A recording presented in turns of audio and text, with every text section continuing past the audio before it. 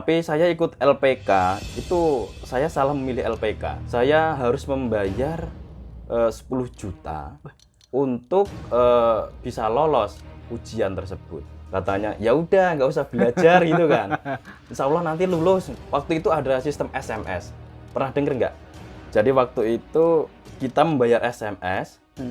Waktu ujian itu sebesar 10 juta. Kalau nanti lulus ujian, jadi kita bayar 10 juta tersebut. Tapi kalau nggak lulus nanti 10 jutanya dikembalikan.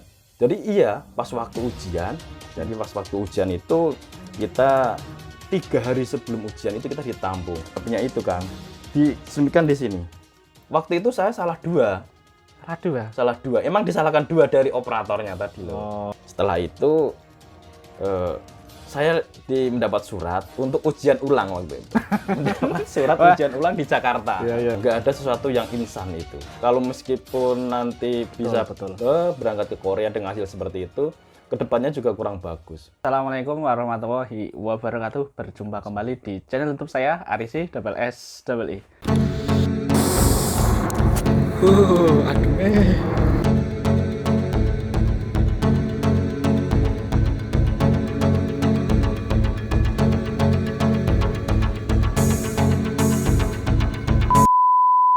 Oke teman-teman, di video kali ini saya kedatangan ini bukan teman baru, ini teman lama. Dan kali ini spesial banget sama teman saya karena saya itu kalau ketemu beliau itu agak-agak susah. Nah, dan kali ini mungkin nanti banyak informasi yang akan didapat yang positif ya, positif lah intinya gitu. Oke, perkenalkan dulu, ini ada di sebelah saya. Namanya siapa, Kang? Assalamualaikum, Kak Ci. Jadi nama saya itu teman-teman itu memanggilnya Kang Toyo. Saya berasal dari Karanganyar, Solo, Jawa Tengah. Solo, Jawa Tengah ya. Iya. Berarti tepatnya di mana, Kang, itu? Sampai Jawa. Tepatnya saya di Mojogedang, Karanganyar. Itu Mojogedang itu pepetan sama Kabupaten Sragen. Dekat. Wah, iya. Saya lihat ini beliau ini di Korea sangat luar biasa ini perjuangannya. Oke. Oh ya, ini kalau boleh tahu berapa lama lagi sampean ini pulang nanti, Kang? Kalau saya insya Allah bulan 8 tahun ini sudah selesai kontrak. Jadi bulan 8 ini. Tahun ini berarti? Iya, insya Allah. Wah, ini berarti kita bikin podcast berarti terakhir ini, kan? Ya, semoga nanti bisa dilanjutkan di Indonesia. Oke. Ya, karena memang tujuan saya buat podcast ini kan emang agar apa ya, sahabat-sahabat saya yang di Korea pernah kita bergaul ya toh. Iya. Kita bergaul, kita bercengkrama, bercanda, ya intinya canda tawa lah gitu. Nanti biar bisa nanti di Indonesia biar punya kenangan di sini ya, kan. Benar sekali, mantap. Oh iya. Oke, kalau dilihat dari akhir-akhir ini kan akhir-akhir ini kan banyak isu yang ada ujian bahasa Korea, Kang, ya. Iya. Nah, mungkin saya ingin lebih tahu pengalaman Kang Toyo nanti sebelum ke Korea, apa yang menjadi motivasi sampean ingin kerja ke Korea, Kang? Oh, itu ya. Jadi dulu waktu itu tahun 2012, 2011 saya kan pulang dari Jepang waktu itu kan. Dari Jepang? Ya, alhamdulillah. Tahun 2011 saya pulang dari Jepang, kemudian 2012 itu saya daftar ujian Korea, EPS Topik. Waktu itu di Bandung. Tapi saya ikut LPK, itu saya salah memilih LPK. Loh. Iya, soalnya di situ saya nggak diajari apa itu bahasa Korea. Saya harus membayar 10 juta untuk bisa lolos ujian tersebut. Dengan waktu itu ada sistem SMS. Pernah denger nggak? Jadi waktu itu kita membayar SMS. Waktu ujian itu sebesar 10 juta. Kalau nanti lulus ujian, jadi kita membayar 10 juta tersebut. Tapi kalau nggak lulus nanti 10 jutanya dikembalikan. Waktu itu emang tahun 2012 kalau nggak salah ya. Saya ikut sebuah LPK, jadi saya ya belajar cuman apa ya, Hangul dan yang lain-lainnya itu nggak serius lah gurunya. Katanya ya udah nggak usah belajar gitu kan. Insya Allah nanti lulus.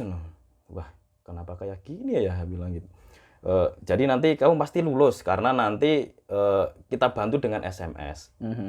Jadi iya pas waktu ujian. Jadi pas waktu ujian itu kita 3 hari sebelum ujian itu kita ditampung di sebuah instansi pemerintah. Yang saya tanyakan sampai saat ini kok sampai backingannya sebesar itu. Ada suatu markas gitu kan. Jadi kita ditampung di situ, di briefing. Jadi nanti pas waktu ujian itu caranya seperti ini. SMS-nya nanti bergiliran. Terus cara menempatkan HP-nya nanti seperti ini. Jadi waktu itu di briefing semuanya, HP-nya itu Kang, disembunyikan di sini. Di depan ini, di celana dalam. Iya benar. Dicelempitkan di sini. Di sistem getar. Jadi kalau di sini kan kalau getar kan rada terasa lah ya. Itu kan ini sampai gini. Terus waktu itu bergetar. Enggak, bergetarnya itu ada misalkan nomor 1. Waktu itu kan sudah soalnya kan soal A sama B kalau nggak salah. Ya. Jadi waktu itu gitu kan. Ternyata waktu itu soal A. Bukan punya saya. Waktunya udah hampir setengah itu. Udah hampir setengah pas waktu ujian itu. Wah, kenapa jawaban saya nggak muncul-muncul ya? Ternyata ada getaran kedua. Gitu kan. Terus saya lihat, wah ternyata kedua. Itu muncul semuanya. Jadi, ya saya bisa. Soalnya pengawasnya itu ternyata sudah gini. Oh, sudah. Ya, dulu seperti itu. Udah ada orang Korea, cuman terbatas waktu itu. Jadi saya itu sampai saat ini saya berpikir, kenapa sampai seperti itu, backingannya sebesar itu. Makanya, jadi untuk pembelajaran teman-teman semuanya. Nggak ada sesuatu yang instan itu. Kalau meskipun nanti bisa berangkat ke Korea dengan hasil seperti itu, kedepannya juga kurang bagus.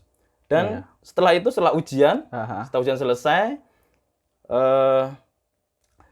pas waktu pengumuman itu saya lulus cuman dicurigai. Kenapa kan begini itu? kan? Secara akalnya kan seperti ini. Sebanyak puluhan ribu orang. Sebanyak puluhan ribu orang, kenapa kok salahnya itu sama? Iya kan? Kalau Dinal, karena kan mengandalkan SMS tadi loh. Misalnya soalnya berapa? Kalau EPS Topik itu soalnya berapa? 40 ya? 40 ya. 40. Waktu itu saya salah 2.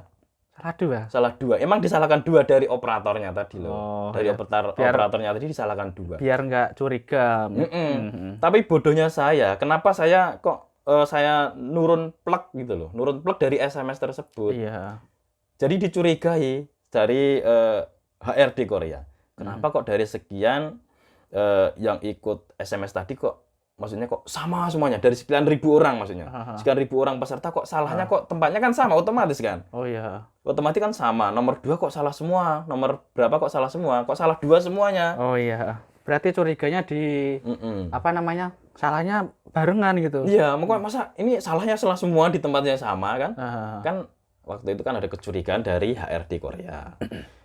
Setelah itu saya mendapat surat untuk ujian ulang waktu itu. Mendapat surat ujian ulang di Jakarta. Oke. Setelah dapat surat ujian ulang di Jakarta, saya nggak hadir ke Jakarta. Akhirnya terus? Soalnya kan ya percuma saya kalau hadir. Saya kan nggak pinter waktu kursus kan. Karena kan saya ceritakan tadi kan, pas waktu kursus itu kita nggak belajar yang serius. Soalnya kita dijanjikan untuk rasa sinau, nanti lulus nanti ada SMS. Seperti itu. Makanya saya pastikan saya nggak berangkat ke Jakarta. Untung saja saya nggak berangkat malah. Seandainya saya berangkat, terus dites lagi, salah saya banyak, malah ketahuan. Biasanya saya di blacklist kan. Makanya mending saya nggak berangkat. Terus saya berpikir, pulang itu, terus berpikir lagi, kenapa seperti ini ya. Terus saya bertekad mencari LPK yang benar-benar, maksudnya untuk belajar bahasa, belajar bahasa. terus Ya, oke. ujian dengan kemampuan kita. Gitu. Jadi waktu itu terus ganti LPK. Selang beberapa bulan, hampir setahun lah ya. Saya ikut ujian keduanya tahun 2013. Oh, berarti kalau yang ujian pertama itu belum apa namanya nggak bisa di itu ya, nggak bisa diloloskan gitu ya? Iya, yang Harus ujian ulang gitu ya? Iya iya betul. Berarti intinya didiskualifikasi yang pertama itu Kang, atau gimana? Jadi Ketiganya itu. karena yang pertama itu saya nggak ikut ujian ulang, jadi mungkin otomatis ya jadi Oh, ya langsung gagal, gugur. nggak lulus Gagal. gitu kan. Oke. Bukan didis, tapi cuman nggak lulus statusnya. Oke. Seperti Terus itu. yang kedua yang Untuk yang kedua, saya belajar, maksudnya dari dari nol lagi Nol kan. lagi. Pokoknya saya bertekad, wah ini Bertekad. saya harus bisa. harus bisa Harus bahasa bisa Korea. bahasa Korea, harus bisa ujian. Iya. Terus saya belajar rajin. Waktu itu waktunya hampir ujian saya baru daftar masuk LPK. Jadi waktunya kurang lebih 1,5 bulan atau 2 bulan itu, Kang.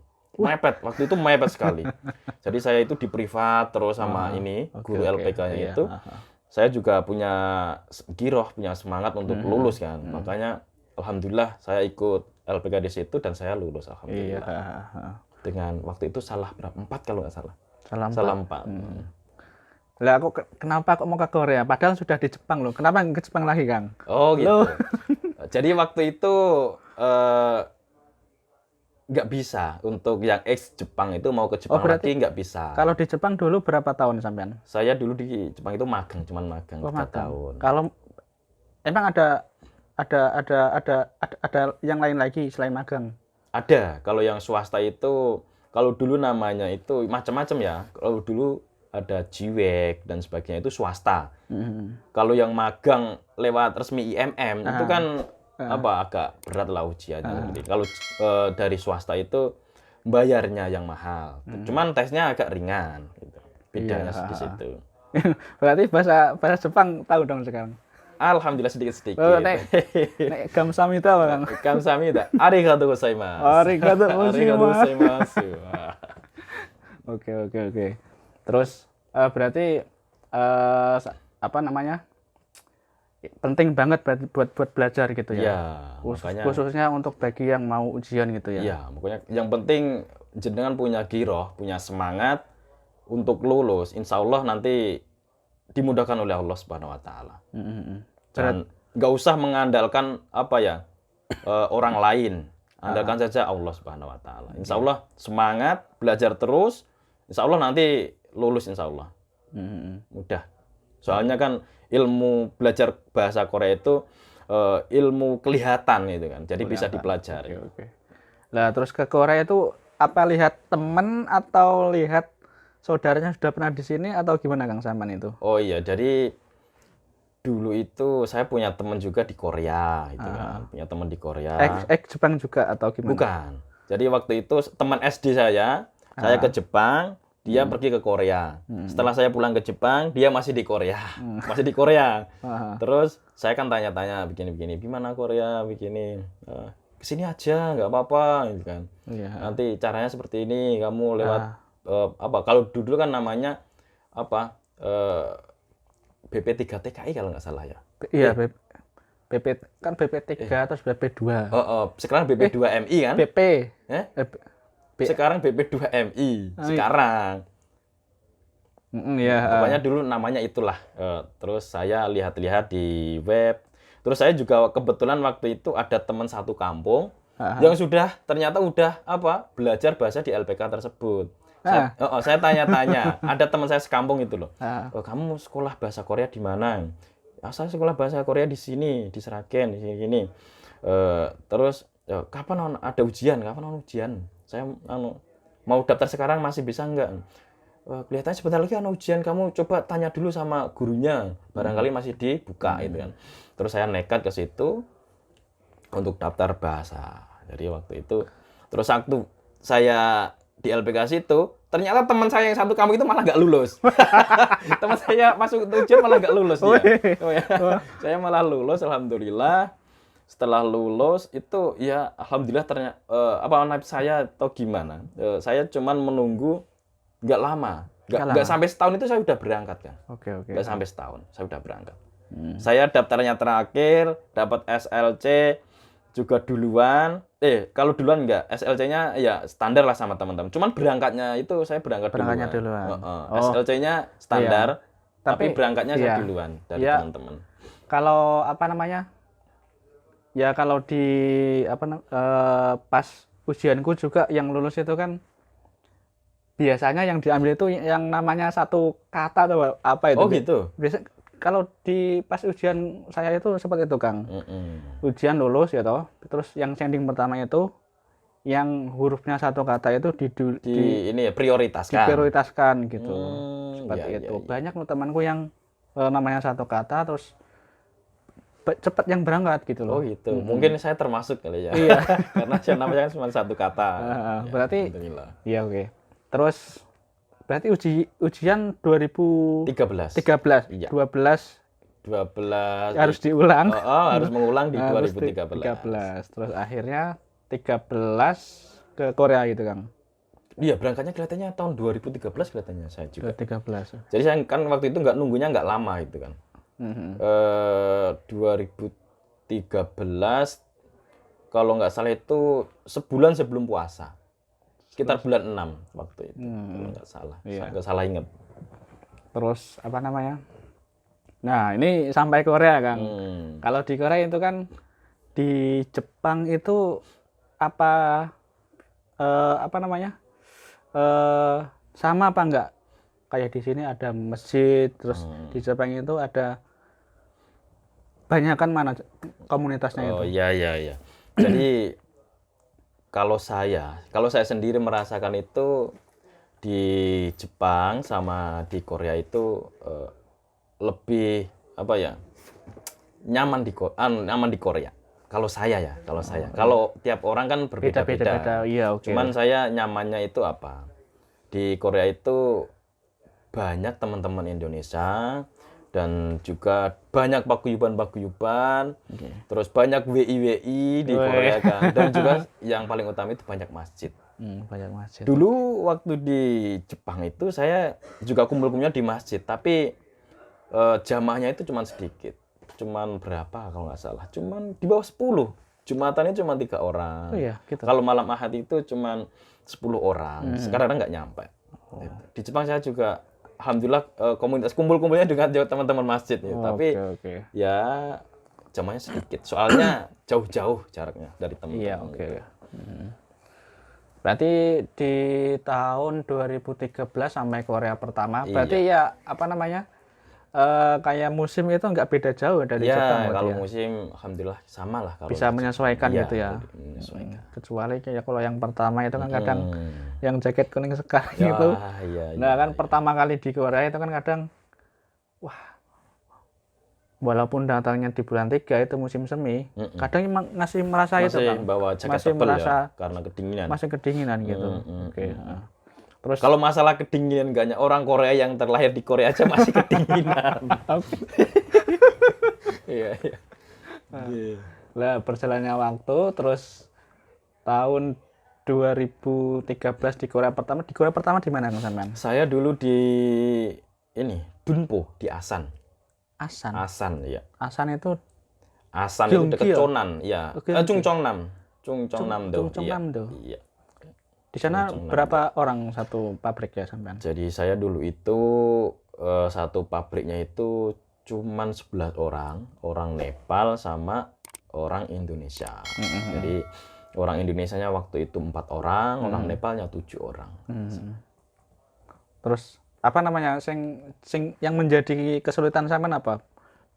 Apa ngomong bahasa Koreanya apa gitu biasanya? Alhamdulillah kalau di Korea ini kalau kesulitan apa ya sudah apa ya bisa diatasi lah. Bisa diatasi. Kalau masalah bahasa ya sedikit-sedikit kan bisa kan sudah agak tenang karena punya pengalaman dulu waktu di Jepang gitu kan. Untuk masalah pekerjaan juga beda lah kalau misalnya udah punya pengalaman itu ketenangannya itu loh kan. Iya. Tenang menghadapi orang Korea misalnya bicara. Kalau misalnya salah, kalau misalnya bagaimana kan udah tahu lah cara-caranya seperti ini gitu. Seenggaknya dasarnya kan seperti itu. Insya Allah untuk kendala, Nggak ada kendala, ya kalau nggak ada lah insya Allah. Nggak ada. Nggak ada. Terus berarti eh periode pertama 2013 sampai 2017. 11 berarti 14, 15, 16, 17 ya. Iya, 17. 17. Datang lagi ke sini lagi di pabrik yang sama atau gimana? Iya, saya dulu itu re-entry. Re-entry. Re-entry di apa? Di pabrik yang sama waktu itu. Oke, siap. Terus tentang mengenai ini loh, sampean kok bisa menjadi KMI, ketua KMI gimana ceritanya sekarang, Kang? Jadi Direkrut atau gimana? waktu itu sekitar tahun waktu ke Korea yang kedua, memang saya selalu aktif di ini ya, di komunitas masjid. Waktu itu saya dipilih menjadi amir itu 2 periode waktu itu. Amir Masjid Al Muhajirin Pyeongtaek periode. Terus setelah jadi amir 2 periode selesai, Sukses berarti. ya nggak tahu sukses atau